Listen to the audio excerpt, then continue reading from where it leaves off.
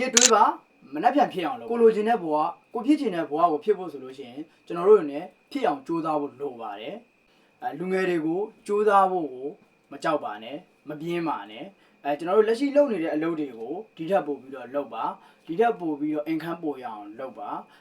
ဒါလေးကတော့ကျွန်တော်ရဲ့12လပိုင်းတစ်လတာရောင်းအားလေးကိုကျွန်တော်ပြတာဖြစ်ပါတယ်ကျွန်တော်အခုဒီတစ်လပိုင်းမှာလည်းကျွန်တော်ရဲ့ဝင်ငွေအခု2ရက်နေ့တိုင်ဒီကျွန်တော်ဘယ်လောက်ထိရရှိလဲဆိုတာကိုကျွန်တော်ရဲ့ brother တွေကိုကျွန်တော်ပြသွားမှာဖြစ်ပါတယ်ကျွန်တော်ဘယ်လိုလုပ်ငန်းတွေကနေတော့ဝင်ငွေတွေ income တွေရနေလဲဆိုတာကအခုလိုမျိုး area customize တောင်းတယ်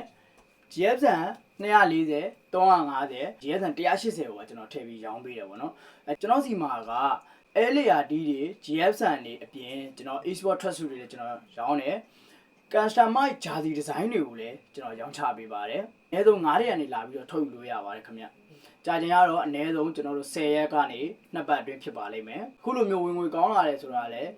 ကျွန်တော်ကူရလာတာမျိုးတော့မဟုတ်ပါဘူးเนาะစစ်သားပိုင်းမှာအကိုလုံးကခက်ခဲကြတယ်ဒီအလုပ်ကိုလုပ်တော့မယ်ဆိုလို့ရှိရင်ကောက်ရိုးမီးလိုမျိုးခဏတာမျိုးမဖြစ်ဖို့လိုတယ်ကိုယ်စိတ်ကိုကိုယ်ပိုင်းဖြတ်ပါတခါတည်းဖြစ်မြောက်အောင်လုပ်ပါဒါမှသာလျှင်လူကြီးမင်းရဲ့လုပ်ငန်းသည်ဖြစ်မြောက်ပါလိမ့်မယ်ဒီဗီဒီယိုကိုရိုက်ကူးခြင်းသည်ကျွန်တော်ဒီကြွားလုံးသက်သက်ထုတ်တာမဟုတ်ပါဘူးကျွန်တော်လည်းလူငယ်တွေကလူငယ်တယောက်ဖြစ်ပါတယ်အကြောင်းမို့တင်ကိုယ်တိုင်လည်းကြိုးစားဖို့လိုပါတယ်ကျွန်တော်ရဲ့ဗီဒီယိုကြည့်ရှုနေတဲ့ကျွန်တော်ရဲ့မိတ်ဆွေအားလုံးပေါ့နော်ကိုယ်တိုင်ဖြစ်မြောက်ဖို့အတွက်ကြိုးစားကြပါဟုတ်မယ်ကျေးဇူးအများကြီးတင်ပါတယ်ကျွန်တော်နောက်ဗီဒီယိုမှာပြန်လည်ဆုံတွေ့